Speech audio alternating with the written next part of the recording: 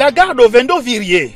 Les délégations arrivent et s'embarquent pour Boué, à plus de 300 km de là. Les échanges dans le train spécial portent sur la visite du chantier pour le rétablissement de la voie ferroviaire endommagée entre les gares d'Ofoué et de Boué. Après plusieurs heures de parcours, nous arrivons enfin, mais la nuit est déjà tombée ici entre Ofoué et Boué, lieu de l'incident sur le chemin de fer transgabonais. La délégation conduite par le ministre des Transports a bravé tous les obstacles et la peur de la pénombre pour arriver ici au sommet de la montagne où se sont installés les opérateurs en charge de dégrossir le talus pour repositionner le chemin de fer transgabonais. Brice Constant Paya, le ministre des Transports, Christian Magny, le directeur général de la Société d'exploitation du transgabonais, Léopold Batolo, administrateur directeur général de la compagnie minière de l'Ogoué, Comilog, Kléber Silva, du groupe Eramet sont tous attentifs à la présentation de la tâche à exécuter, présentation faite par l'opérateur en charge de cette tâche. La nuit est tenace. La tranquillité jadis de ce lieu est perturbée, les engins de tout genre émettent des sons différents mis ensemble donnent un écho d'une tâche ardue à réaliser. Ce lieu, c'est l'épicentre du malheur qui s'est abattu sur le chemin de fer transgabonais. La délégation se retire pour revenir à 7 h du matin. Brice Constant Paya, le ministre des Transports, est depuis la survenance de cet incident, loin de son bureau, tout comme le directeur général de la Société d'exploitation du transgabonais Christian Magny. Les deux ont focalisé leur attention sur le rétablissement de la voie ferroviaire. Ils ne se quittent plus. Le matin, de retour sur le site, on peut, à la descente du train spécial en provenance de la gare d'Ofoué, admirer l'aménagement de la plateforme sur plusieurs mètres. Elle est déjà prête à recevoir le rail.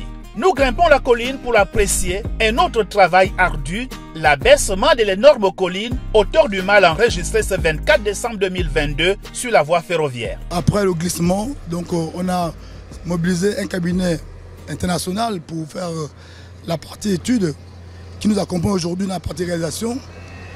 Et en phase de réalisation, donc, CETRAG avec Comilog, ils ont mobilisé les équipes techniques, du matériel pour pouvoir faire les travaux.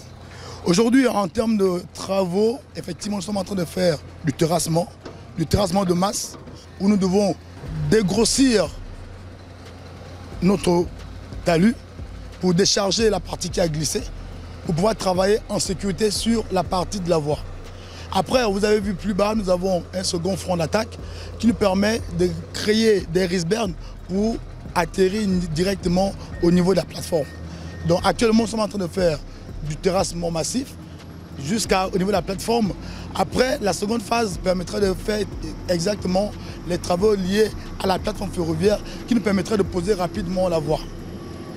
Et une fois les travaux vont finir, derrière, on viendra avec un cabinet technique extérieur pour pouvoir valider exactement tout ce que nous avions eu à faire en termes d'études et en termes de travaux réalisés.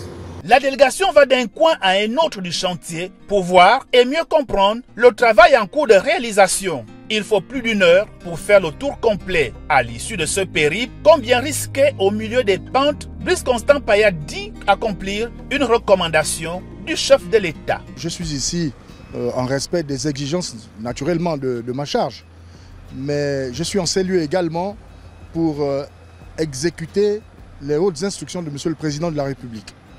Vous savez que dès qu'est survenu le glissement de terrain qui a emporté les 900 mètres de voie, le chef de l'État m'a enjoint à prendre toutes les dispositions possibles pour mobiliser les moyens et les énergies afin de rétablir rapidement le trafic ferroviaire. Nous sommes donc ici pour constater les travaux qui ont démarré immédiatement, c'est-à-dire dès le 25 décembre, dès le 24 déjà, jour de la survenance de cette occurrence-là, il y a des travaux qui ont démarré et je suis venu pour constater l'évolution de ceux-ci.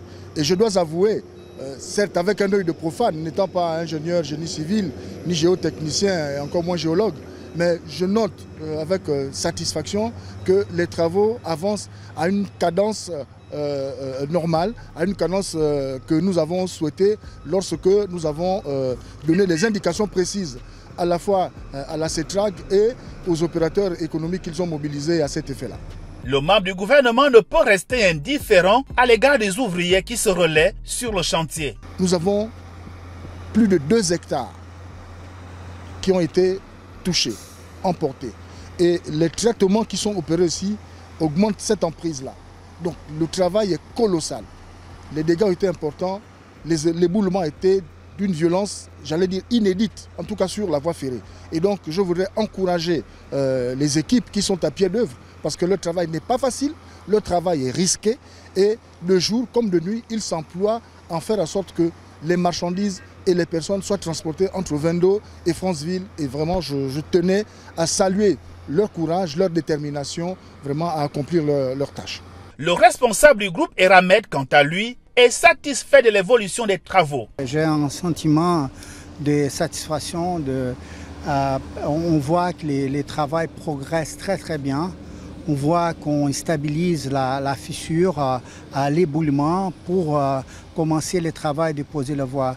Je pense que ça c'est excellent. Je pense que Comilog, CETRAG, le gouvernement, nous tous ensemble, on a mis l'effort et on voit les fruits déjà en train de naître. C'est-à-dire qu'on va continuer le travail. Je suis très content d'être là.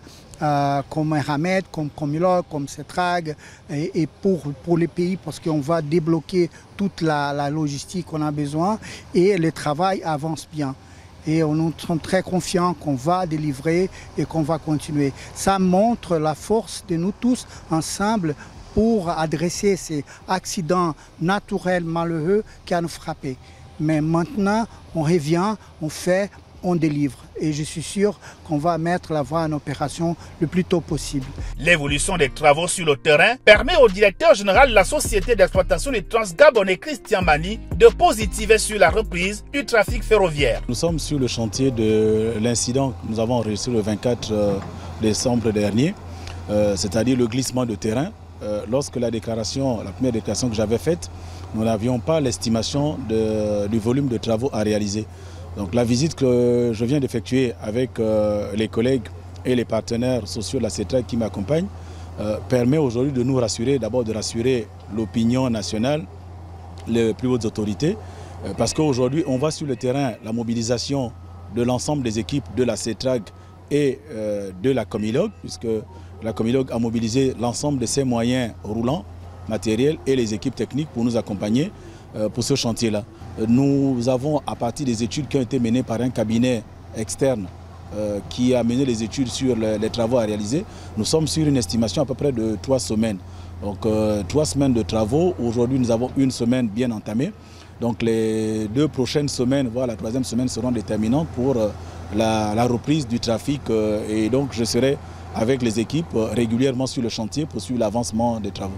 Christian Mani, pied dans la boue, sur le site où les équipes travaillent nuit et jour, fait le point des accidentés du déraillement consécutif à l'éboulement qui a endommagé le chemin de fer transgabonais. Ces 4 collègues, disais-je, 3 sont sortis de l'hôpital, ils sont chez eux, ils suivent les soins. Le 4e a fait l'objet d'une intervention chirurgicale qui se porte bien aussi.